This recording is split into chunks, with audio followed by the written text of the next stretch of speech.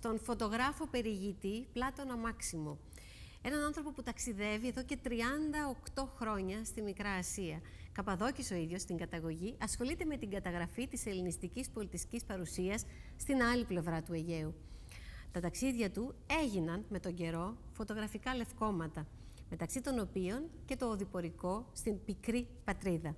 Ο Πλάτων Μάξιμος μίλησε στο Έχει Γούστο και την Αθηνά Θωρογγίτη για τις φωτογραφικές του περιπλανήσεις, αλλά και για την οικογενειακή και καλλιτεχνική του σχέση με τον ποιητή Γιάννη Ρίτσο.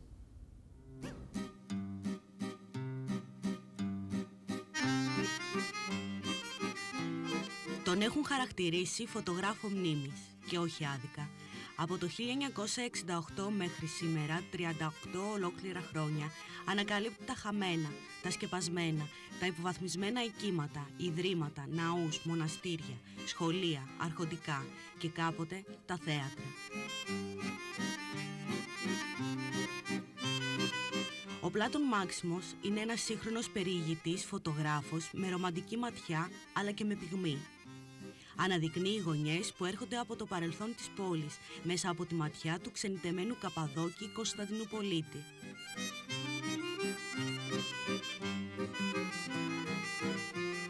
Το 1955 έζησα την θηριωδία της καταστροφής, τα λεγόμενα Σεπτεμβριανά. Ήμουνα 15-16 χρονών και τα έζησα όλα. Και ο πατέρας μου με πήρε από το χέρι την επόμενη μέρα και με πήγε στο πέρα, με πήγε μέσα στην πόλη και περπατούσαμε πάνω από το δρόμο περίπου 1 μέτρο, πάνω από υφάσματα, από ψυγή, δεν μπορείτε να φανταστείτε. Αποφοίτησε από τη μεγάλη του γένου σχολή και 2 χρόνια μετά ήρθε στην Ελλάδα για να ακολουθήσει το επάγγελμα του πατέρα του. Όνειρό μου ήταν να συνεχίσω το κατάστημα του πατέρα μου. Ευτυχώς όμως που ήρθα στην Ελλάδα και ξύπνησα και τα άφησα όλα αυτά και άρχισα από το 0. Η γνωριμία του με τον κόσμο της φωτογραφίας ήρθε αναπάντεχα στα φοιτητικά του χρόνια. Στα φοιτητικά μου χρόνια είχα μια απογοήτευση με έναν καθηγητή που με στοίχισε πολύ και με τη βοήθεια του γιατρού, ενός ψυχαναλυτή, μου είπε ότι η φωτογραφία θα είναι για μένα το καλύτερο φάρμακο.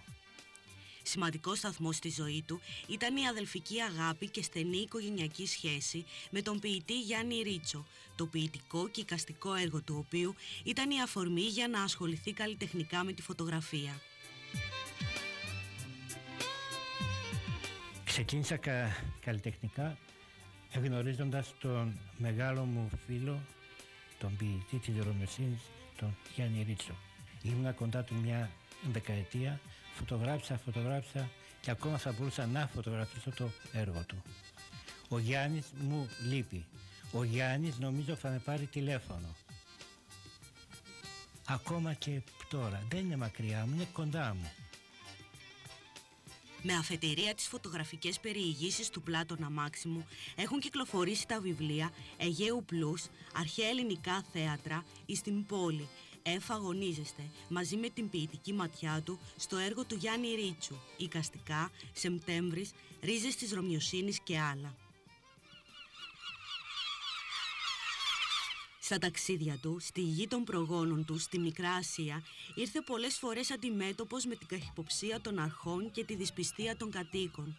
Κατάφερε ωστόσο να εκπληρώσει το χρέος του, να φωτογραφίσει δηλαδή κάθε ψηφίδα της ιστορίας, του πολιτισμού που ανέπτυξε στην περιοχή ο ελληνισμός και να μας δώσει σήμερα το λεύκομα οδηπορικό στην Πικρή Πατρίδα, μέσα από κείμενα που υπογράφουν η Ελένη Γλύκατη Αρβελέρ, ο Γιώργος Ξινός, ο Γιάννης Καψής, ο Ιάκωβος Καμπανέλης και ο Κώστας Γεωργουσόπουλος.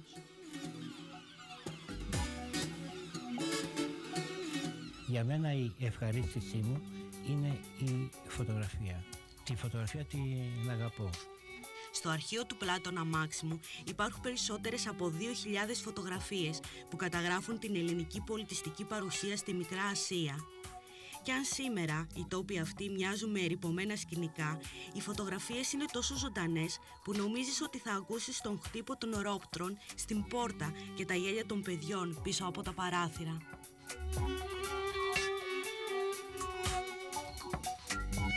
Αυτό το οποίο αναζητώ στις φωτογραφίες είναι η λιτότης. Και επιπλέον πρέπει η φωτογραφία να είναι καθαρή. 80 θέατρα σε 8 χρόνια δεν είναι και μικρός απολογισμός. Από το 1989 ως σήμερα, ο φωτογράφος Πλάτων Μάξιμος επισκέφτηκε χώρες γύρω από τη Μεσόγειο για να απαθανατήσει με τον φακό του τα αρχαία ελληνικά θέατρα που κρύβονται πολλές φορές μέσα στην πλούσια βλάστηση ή που μοιάζουν χαμένα σε δύσβατες περιοχές. Συνοδοιπόρους στα ταξίδια του είχε πάντα τη σύζυγό του και την κόρη του. Είχαν αγαπήσει το θέμα και αγαπούν πολύ την ορειβασία. Και οι μηχανές δεν είναι ελαφριά πράγματα. Το να ανεβαίνεις στο βουνό με 12 κιλά πράγμα δεν είναι καθόλου ευχάριστο. Και η χαρά ήταν πολύ μεγάλη όταν βρίσκαμε το θέατρο. Για να βρούμε ένα θέατρο, τουλάχιστον στη Μικρά Ασία, κάναμε περίπου 2,5 ώρες. Όπως μαρτυρά ο ίδιος, ποτέ δεν έχει κάνει διακοπές. Τελευταίος γόνος 4 γενναιών προσφύγων έταξε τον εαυτό του στη διάσωση όσων ελληνικών στοιχείων είχαν απομείνει στη Μικρά Ασία. Ποιο είναι όμως για αυτόν το επόμενο θέμα? Δεν ξέρω. Μακάρι να ήξερα. Μακάρι να είχα θέμα. Και γι' αυτό ξέρετε κάτι, είναι ένα μαράζι αυτό για κάποιον ο οποίος δεν έχει πόρους για τη φωτογραφία και το μοναδικό πράγμα το οποίο τον οδηγεί σε αυτό είναι μια αγάπη, ένα συναίσθημα.